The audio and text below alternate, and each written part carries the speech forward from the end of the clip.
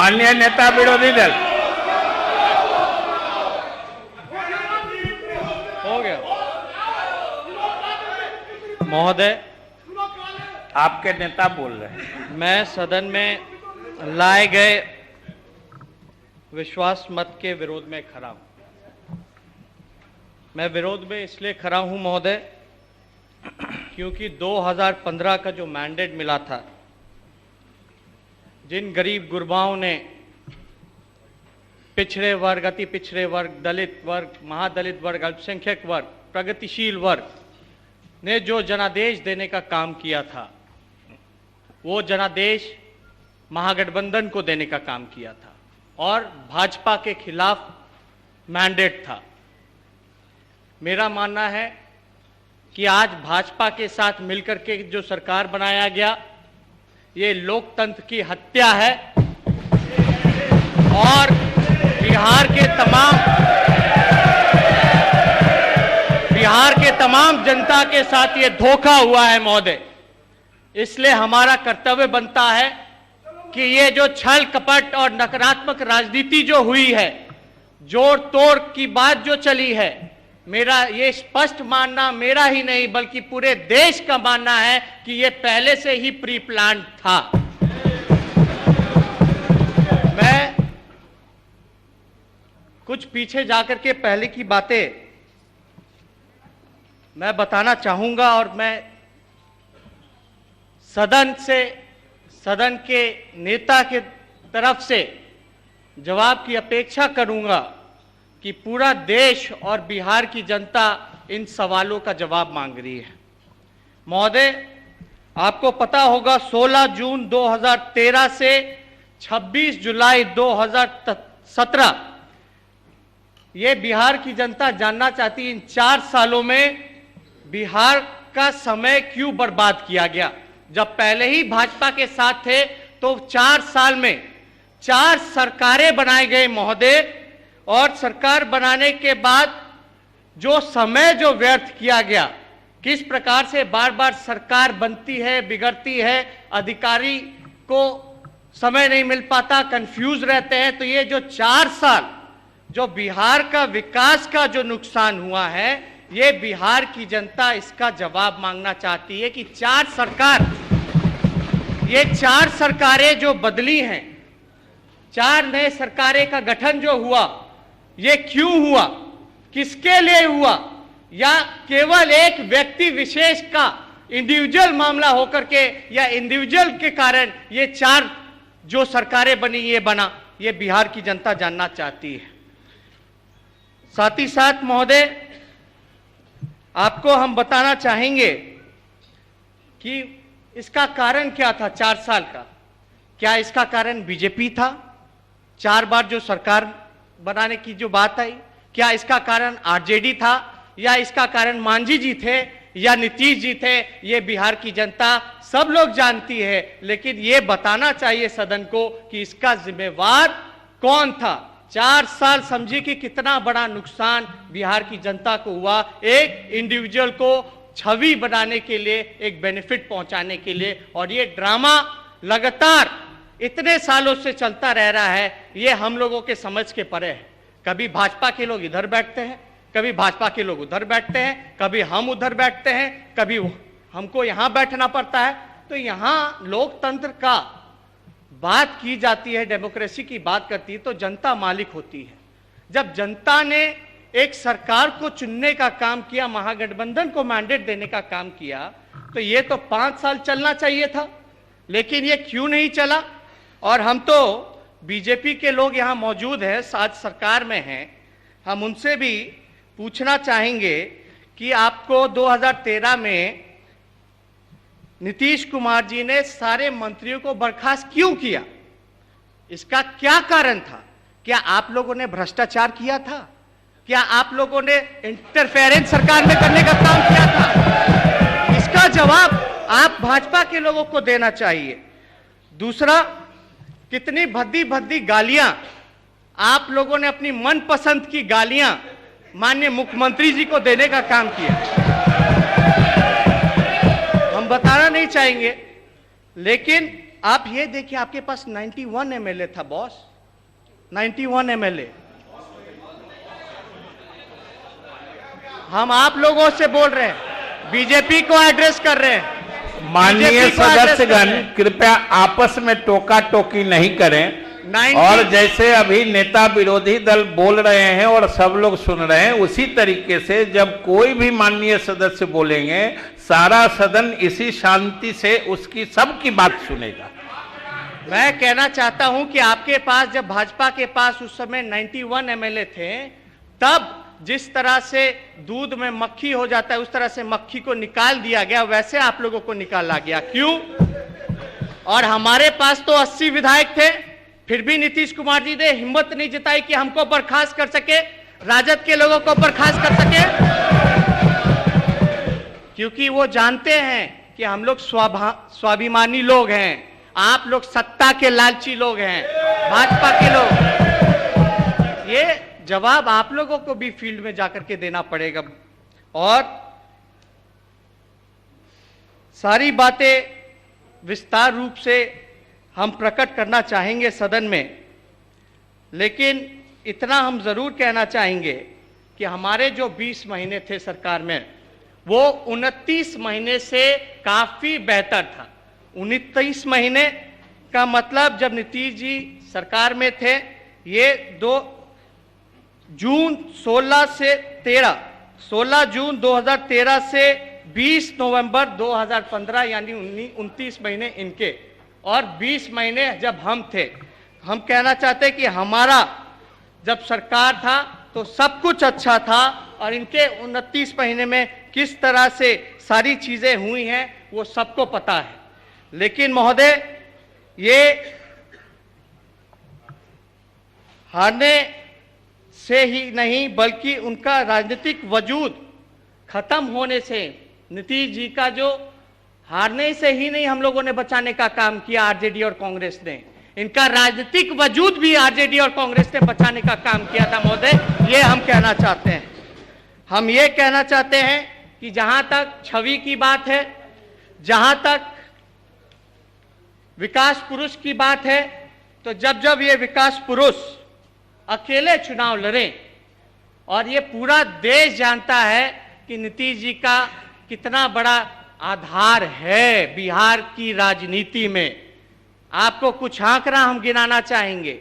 नीतीश कुमार जी जब अकेले लड़े 1995 में, तब झारखंड और बिहार एक था, 324 सीटें हुआ करती थी, लेकिन मात्र केवल 7 सीट पे ये सिमट करके आ गए।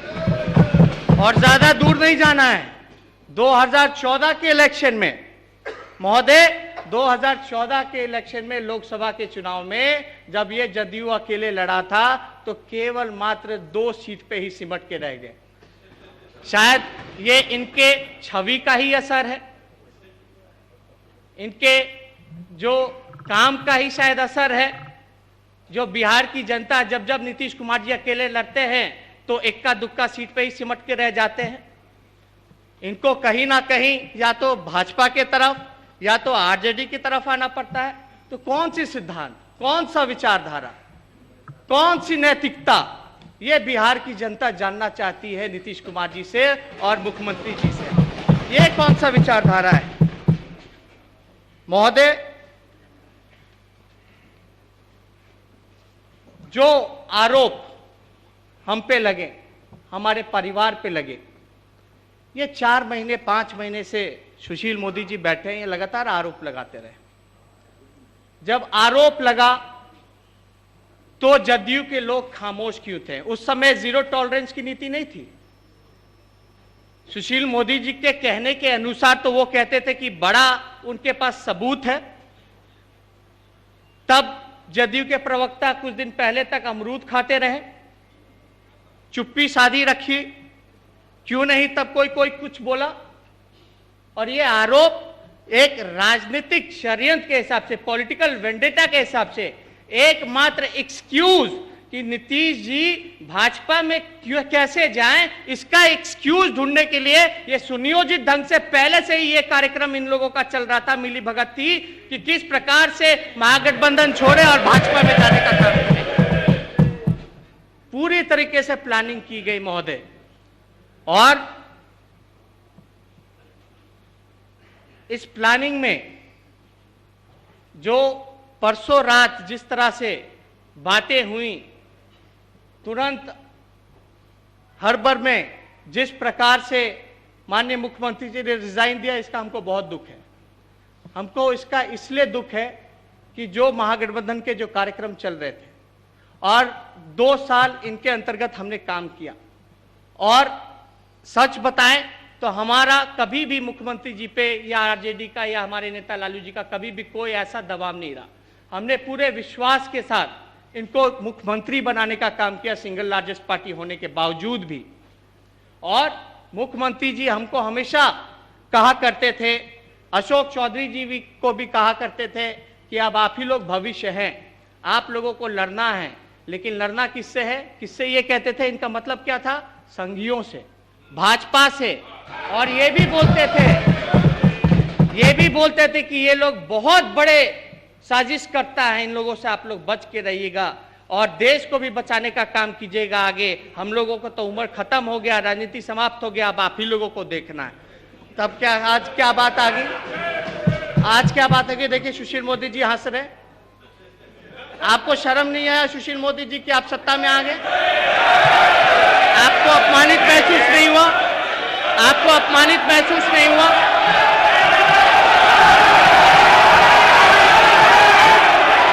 शांति से बैठो ना।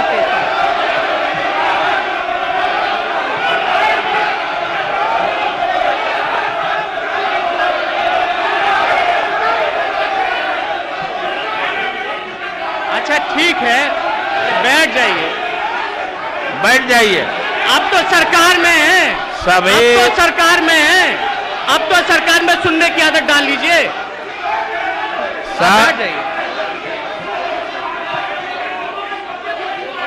महोदय। ये शर्म कोई अनपार्लियामेंट्री वर्ड तो है नहीं, शर्म कोई अनपार्लियामेंट्री वर्ड तो है नहीं।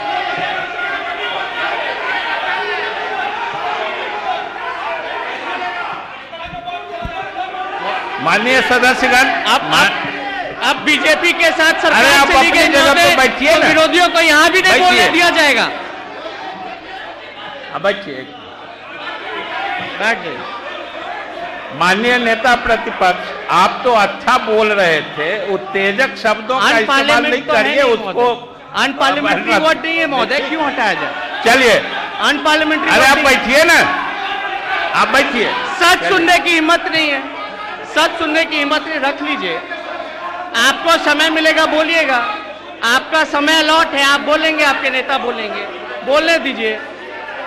नौजवान की आवाजों को दबाया जाता है, युवाओं का आप लोग विरोध करते हैं, बोलने दीजिए।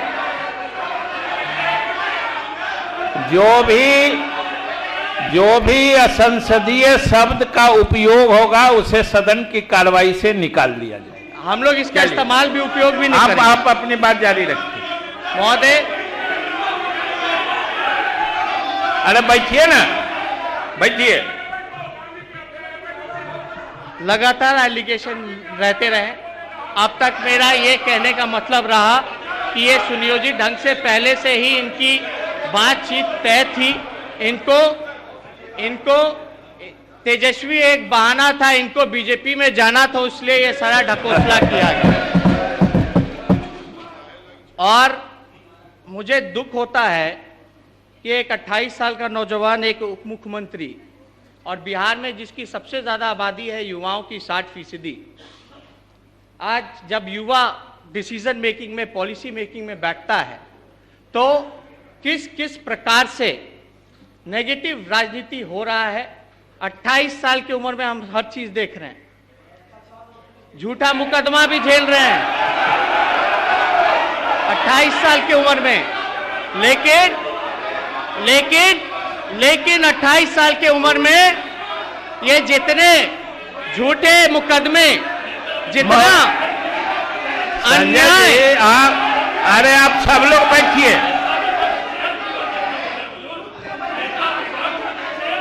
महोदय, आप क्या गलत बोल दिया? आप तेजस्वी जी। जी, हम कहना चाहते हैं कि 28 साल की उम्र में क्या क्या हमको नहीं देखना पड़ रहा है, और इतने कम उम्र में शायद ही कोई व्यक्ति अपने राजनीतिक करियर में ये शुरुआत के दौर में ये सारी चीजें झेल रहा हो। मेरा कहने का मतलब है कि जितने युवा, हम जैसे युवा जो राजनीति में आना चाहते हैं, जो स्वच्छ राजनीति करना चाहते हैं, जो अपने राज्य का विकास करना चाहते हैं, देश को प्रगति के ओर ले जाना चाहते हैं, वो आज दुखी होगा, उदास होगा, मायूस होगा कि देखो नौजवान को मोहरा बना करके कोई अपनी छवि बनाने में लगा हुआ है, कोई अपनी राजनीति चमकाने में लगा हुआ है। ये बिहार की जनता और देश का नौजवान ये देखने का काम कर रहा है। इसका जवाब आप लोगों को, बिहार की जनता और देश की जनता को देना पड़ेगा कि ऐसे युवा जो राजनीति करना चाहते हैं, स्वच्छ राजनीति करना चाहते हैं, ईमानदारी से अपना काम किया 2 सालों में, वो माननीय मुख्यमंत्री जी जानते हैं। ईमानदारी की इसलिए हम बात करते हैं क्योंकि इनको पता होगा कि पथ निर्माण विभाग हमारे पास था, और जितने वर्किंग डिपार्टमेंट थे, पहले जितने टेंडर के फाइल आते थे, ईओटी के फाइल आते थे, वेरिएशंस के फाइल आते थे, वो मंत्रियों तक आते थे। हमारे आने के बाद हम प्रपोजल लेकर के गए, मुख्यमंत्री जी के पास गए, कैबिनेट से हमने प्रपोजल पास कराया कि मंत्री के पास कोई टेंडर का फाइल नहीं आएगा, कोई वेरिएशन का फाइल नहीं आएगा, कोई ईओटी का फाइल नहीं आएगा। लेकिन कैबिनेट में किन लोगों ने विरोध किया ये मुख्यमंत्री जी जानते हैं, अच्छे से जानते हैं। अब बताइए, टेंडर का फाइल, वेरिएशन के फाइल का आने का मतलब क्या है? इसका मतलब क्या है? हमने कमिटी बनाई प्रधान सचिव के नेतृत्व में। मंत्रियों को तो पता नहीं होता है कि कितना ईंट लगेगा, कितना सीमेंट लगेगा, किसको कितना एक्सटेंशन देना है, नहीं देना है। आज अगर वो होता, गलती से अगर हमारे पास टेंडर का फाइल आया होता, क्योंकि प्रपोजल तो इंजीनियर देता है, तो हमको भी फंसा दिया जाता, बोला जाता कि इन्होंने धोखा दिया, टेंडर सिफारिश की या काम किया। तो ये मुख्यमंत्री जी जानते हैं कि हमने किस प्रकार से ईमानदारी से अपने डिपार्टमेंट में काम करने का काम किया। तो आज देश का नौजवान दुखी होगा महोदय। और जब रेड पड़ा था तो मुख्यमंत्री जी बीमार पड़ गए थे, राजगीर जाना पड़ा, मीरा कुमार जी को आना था तो बीमार पड़ गए। लगातार आप देखे होंगे राष्ट्रपति का चुनाव, 2 बैठकें हुई, एक दिन पहले भी, बैठक से पहले सोनिया जी से नीतीश कुमार जी मिले, बातें की, एजेंडा पे बातें की या किस पे बातें की, लेकिन विपक्षी एकता के बारे में तो लगातार बोलते रहे मुख्यमंत्री जी। अचानक से क्या हुआ कि बैठक में ना जाकर के अगले दिन प्रधानमंत्री के साथ लंच करने का काम करते हैं। तो ये बातें हम लोग इतने अनजान और इतने बेवकूफ़ नहीं हैं कि हम लोगों को समझ में नहीं आ रहा कि भाई पहले से ही इनका मन बना हुआ था आप लोगों के साथ जाने का। महोदय, लगातार लालू जी ने प्रयास किया कि महागठबंधन अटूट रहे, जनता का मैंडेट का सम्मान रहे। लगातार जब राजगीर गए मुख्यमंत्री जी, स्वास्थ्य का बीमार पड़े, स्वास्थ्य ठीक नहीं था, लेकिन लगातार फ़ोन करते रहे।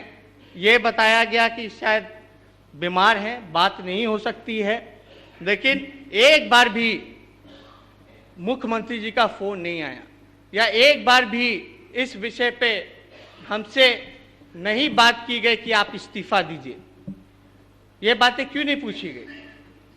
नीतीश कुमार जी भी यहाँ बैठे, हम 40 मिनट इनके कमरे में भी बैठे रहे, यही बात हो रही थी कि एक्सप्लेनेशन आप दे दीजिए, जो माहौल है इसमें एक्सप्लेनेशन दीजिए, आपके लिए भी ठीक रहेगा। और आपको पता होगा उस रेजिग्नेशन तो हमसे मांगा ही नहीं गया, तो उस पर बात ही क्यों की गई? भाजपा तो कोई आरोप लगाता रहा, कितने और भी आरोप इन 2 सालों में नीतीश जी पे और जदयू के लोगों पर लगाया गया, क्या उस पर संज्ञान लिया गया कि नहीं लिया गया? तो हम इन सारे विषयों में नहीं जाना चाहते। मेरा यही कहने का मतलब है महोदय कि हमारी कोशिश लगातार रही कि महागठबंधन एक रहे, अटूट रहे। और जब नीतीश कुमार जी को मैंने साफ तौर पे ये भी कहा, इतने विश्वास के साथ, भरोसे के साथ, नीतीश जी आप बताइए कि हम इसमें क्या क्या कर सकते हैं, हम किसको जवाब दें और क्या जवाब दें, आप ये भी ड्राफ्ट करके हमको दे दीजिए, हम बोलने के लिए तैयार हैं। इतना कुछ हमने कहा मुख्यमंत्री जी को, लेकिन मुख्यमंत्री जी को शायद कंपनी के बारे में जानकारी नहीं है, क्या है नहीं है, जानकारी नहीं थी या क्या था। लेकिन हमने ये भी बोला कि जो एफआईआर हम पे हुआ है, हमारे परिवार के ऊपर हुआ है, इसमें कई त्रुटियां हैं, कई गड़बड़ियां हैं महोदय। अगर जो हमने जितने भी एडवाइस लिए हैं, लीगल एडवाइस लिए हैं, उनका यही कहना था कि अगर आप इसको आप लोग बोलिएगा तो इसमें जितनी त्रुटियां हैं बाद में, क्योंकि केंद्र की एजेंसियां हैं महोदय, बीजेपी की सरकार है, वहाँ कई चीज़ें जो है एफआईआर में मेकअप कर लेगी। इसलिए लीगल प्लेटफॉर्म से हमसे जहां पूछा जाएगा हम तो तैयार है बोलने के लिए, उससे हमको इनकार कहाँ करना है। लेकिन ये बताइए कि 2 साल में हम लोगों ने कौन सा ऐसा गलत काम किया, कौन सा ऐसा अपराध किया कि आज ये करने की नौबत आ गई। सही ढंग से हम लोगों ने विकास की बातें की, विकास का काम किया, बिहार को ऊंचाइयों तक ले जाने की बात की, नौजवानों को हमने जोड़ने का काम किया। हम लोग तो हमेशा नौजवानों के प्रति चिंतित रहे, पिछड़े वर्ग, दलित पिछड़े वर्ग, आपको पता है स्टूडेंट क्रेडिट कार्ड और थोड़ा समय दिया जाए महोदय, अभी तो शुरुआत है, अभी कई एक ऐसी चीजें जो बोलनी है वो हमको कहना है, लेकिन समय सीमा देखनी पड़ती है। आज हम लोगों का दिन होना चाहिए। बोलिए, आप बोलिए महोदय। ये हम कहना चाहते हैं कि ये जितना ढकोसला हुआ, ये केवल और केवल एक इंडिविजुअल के छवि को लेकर के बनाने के चक्कर में ये हुआ, और नरेंद्र मोदी जी का भाषण तैयार करने के लिए कि बिहार किस मुंह से आएंगे, क्योंकि उन्होंने तो वादे पूरे नहीं किए, और अमित शाह ने तो कह दिया था कि भाई वो जुमला था। हम लोग तो रोजगार के लिए बोलते थे कि 2 करोड़ नौजवानों को रोजगार दो, 15-15 लाख रुपए हर एक के अकाउंट में दो, काला धन लाओ। आप तो वहां से जाइए, स्विस बैंक से लेकर के आइए, याद दिलाते थे, गंगा सफाई योजना की बात करते थे, मेक इन इंडिया का क्या हुआ वो बताइए। जितनी योजनाएं थी, या नोटबंदी में कितने नोट छपे, कितने पुराने नोट जब्त हुए, कैसे उनको नष्ट किया जाए, कोई हिसाब नहीं है। पहले तो एक दिन पे रिपोर्ट आता था, इतना जमा हो गया, इतना जमा हो गया, लेकिन ये दुनिया का पहला खजांची होगा आरबीआई जिसको ये नहीं पता कि कितने नोट छपे, कितने नोट रद्द कैसे किया गया, कितना उस पर खर्चा किया गया। तो ये जवाब हम मांगते रहे, लेकिन बिहार किस मुंह से आते हैं। हम लोग तो मांग रहे थे बिहार को स्पेशल स्टेटस दो, स्पेशल पैकेज दो, जो घोषणा आ रहा में आप लोगों ने बिहार की बोली लगाने का काम किया था। आज उस समय बिहार की बोली लगाई गई, आज हो सकता है बीजेपी ने मुख्यमंत्री जी का और जेडीयू का भी बोली लगा दिया हो।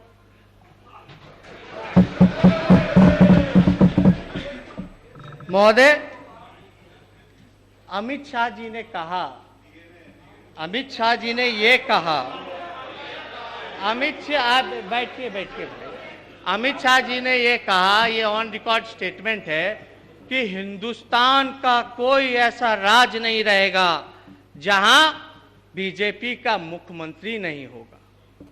आज भले जदयू सबसे गठबंधन में अपने एनडीए में बड़ी पार्टी हो बिहार में, लेकिन जदयू की जो विचारधारा है उससे विपरीत मुख्यमंत्री जी जदयू के नेता निकले। जदयू की ये लड़ाई थी कि पिछड़े वर्गों के लिए, दलितों के लिए, अल्पसंख्यकों के लिए वो लड़ाई लड़ने का काम करेंगे, जो अंतिम पैदान पे जो व्यक्ति खड़ा है उसकी बात करने का काम करेंगे। लेकिन उनको ठग करके आज भाजपा के साथ ये लोग चले गए। ये साफ जाहिर होता है कि ये पिछड़े विरोधी हैं, दलित विरोधी हैं, अल्पसंख्यक विरोधी हैं। और महोदय, बातें कई की गई, विशेष पैकेज तो अब तक मिला नहीं। ये 4 साल अगर बर्बाद नहीं किया होता तो हो सकता था कि विशेष पैकेज भी मिल गया होता। तो इसका जवाबदेही कौन देगा? हो सकता है विशेष राज्य का दर्जा भी मिल गया होता, इसका जवाबदेही कौन है? अफसर कंफ्यूजन में रहते हैं कि किसकी सरकार आएगी तो किस पे क्या कार्रवाई हो जाएगी, काम नहीं कर पाते ठीक से। ऐसे भी अधिकारियों की इतनी कमी है सरकार में, हम लोग खुद मंत्री रह करके भोग चुके हैं। इंजीनियरों की कमी है, डॉक्टरों की कमी है, ये इसका जवाब कौन देगा? तो इन सब चीज़ों पे खैर हम लोगों को तो आगे भी करते रहना है, हम लोगों को तो मैदान में भी जाना है, जनता को भी सारी बातें करनी है। लेकिन ये बताइए महोदय, लालू जी पे तो पहले से फॉर्डर केस चल रहा था, फॉर्डर स्कैम का, वो तो पहले से ही टेंटेड थे।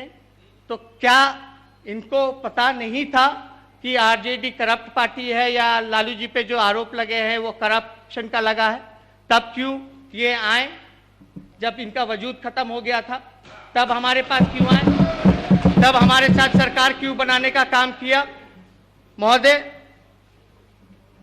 चंपारण सत्याग्रह गांधी जी का सवा शताब्दी हम लोग मनाने का काम किए मुख्यमंत्री जी के साथ, हमको लेके गए मुख्यमंत्री जी। ऐसा नहीं है कि कुछ हमको ये सारी चीज़ें हमको बुराई लगती है, ऐसा नहीं था। लेकिन अब वहाँ बैठ गए हैं जिनके साथ बैठ गए हैं, या हो सकता था जो चेहरा, जो असली चेहरा जो अंदर था वो बाहर उस समय नहीं था, इसलिए हम भी कंफ्यूज कर गए थे। अब सामने आ गया है। लेकिन ये बताइए, बापू के हत्यारों के साथ जिन्होंने चंपारण की बात की, सत्याग्रह बनाने की बात की, गांधीवादियों को बुला करके यहाँ ज्ञान भवन में हम लोगों ने इतना बड़ा आयोजन किया, क्या क्या बातें आपने मुख्यमंत्री जी उस समय कहा था। आज क्या परिस्थिति बनी कि आज एक तरफ गांधी के हत्यारे के साथ आप गले मिलने का काम किए हैं। आपकी दोहरी नीति है। ये कौन सा विचारधारा, कौन सी सिद्धांत, ये कौन सा विचारधारा, कौन सा सिद्धांत।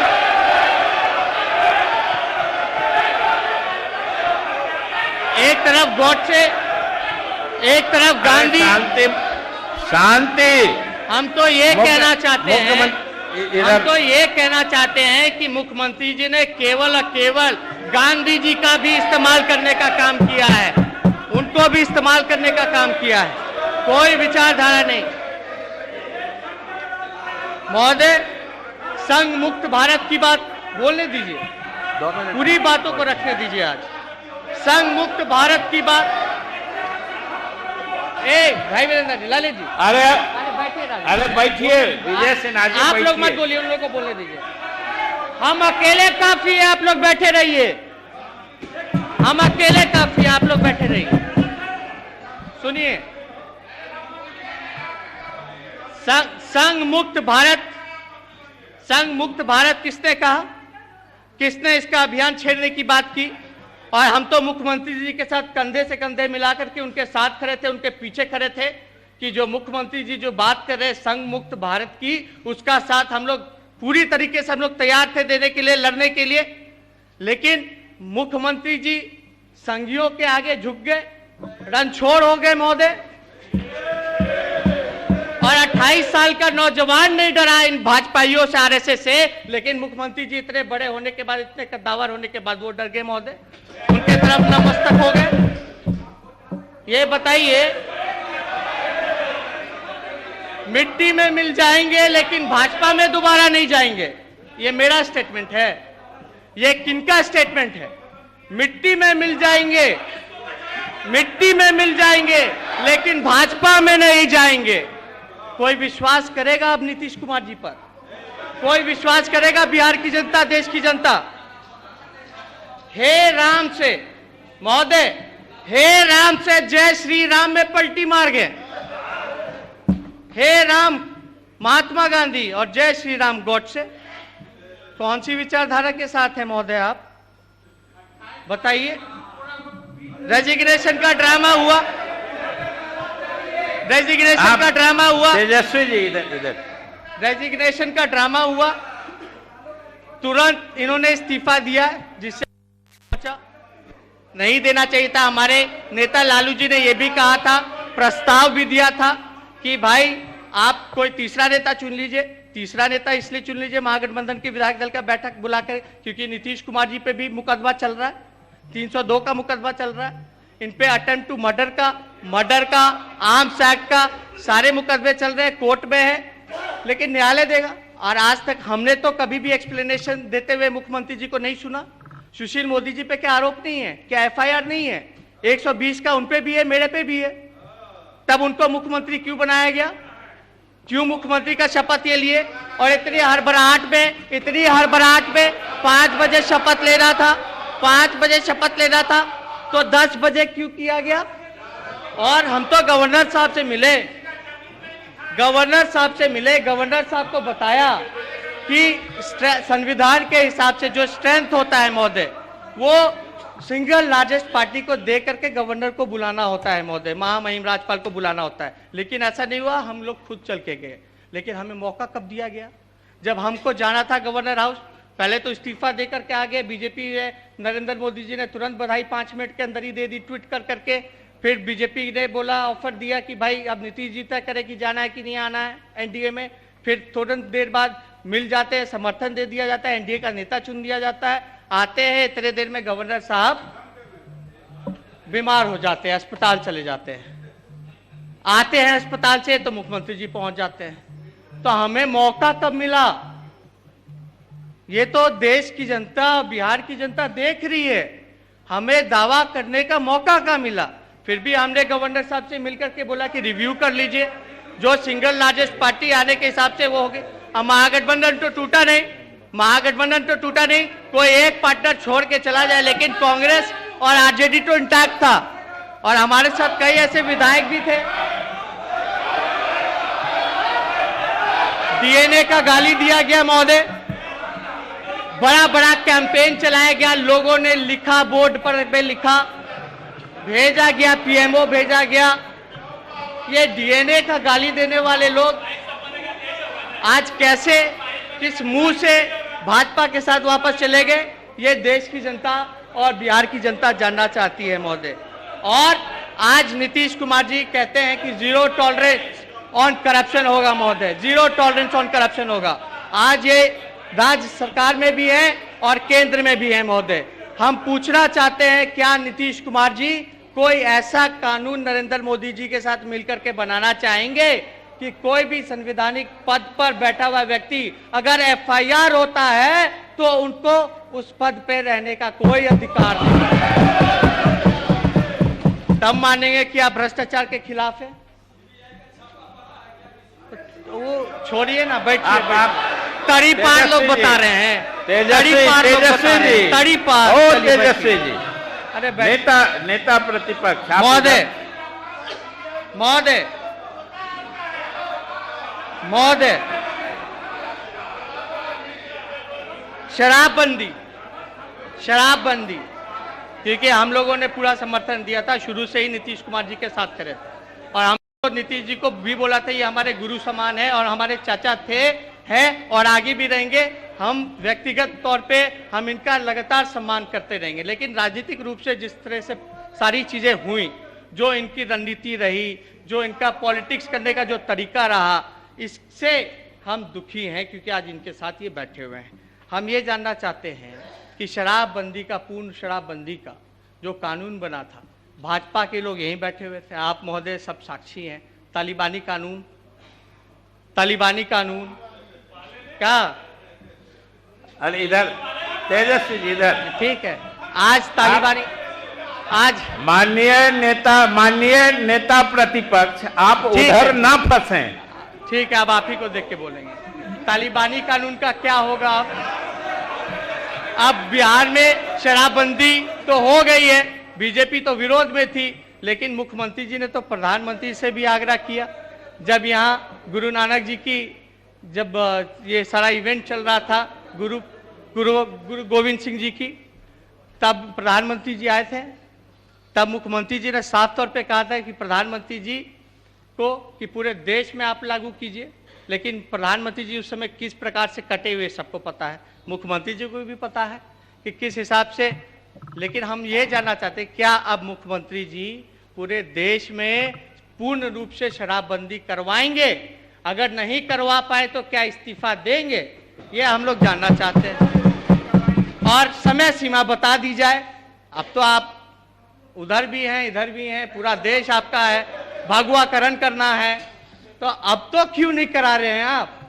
क्या आपकी जो स्वीट डीलिंग हुई थी, क्या ये भी एक डील का पार्ट बना या नहीं बना? मोदी जी से आपने बोला कि आप पूर्ण रूप से देश में शराबबंदी कीजिए, तब हम एनडीए में आते। अगर ये बात हुई होती तो भी अच्छा होता, तब आपके पास एक अच्छा एक्सक्यूज होता। लेकिन एक निर्दोष को बदनाम कर करके, एक परिवार को बदनाम करके, फंसा करके जाना, ये कहां से उचित है? ये सारा कॉन्स्पिरेसी रचा गया हम लोगों को दबाने के लिए, एक्सक्यूज करने के लिए महोदय। और पाँच मिनट घड़ी देख लिया, 5-6 मिनट, ज्यादा नहीं।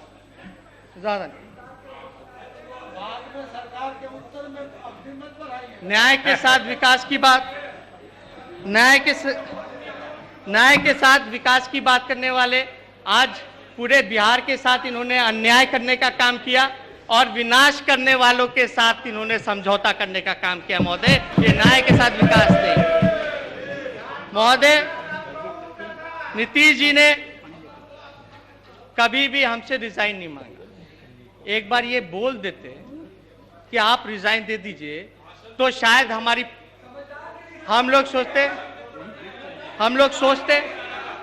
लोग हो सकता था अगर खुद बोलते, लेकिन माहौल ऐसा झूठा बनाया गया प्रवक्ताओं का। हमको तो यही लगता था कि नीतीश कुमार जी नहीं चाहते कि हम रिजाइन दें।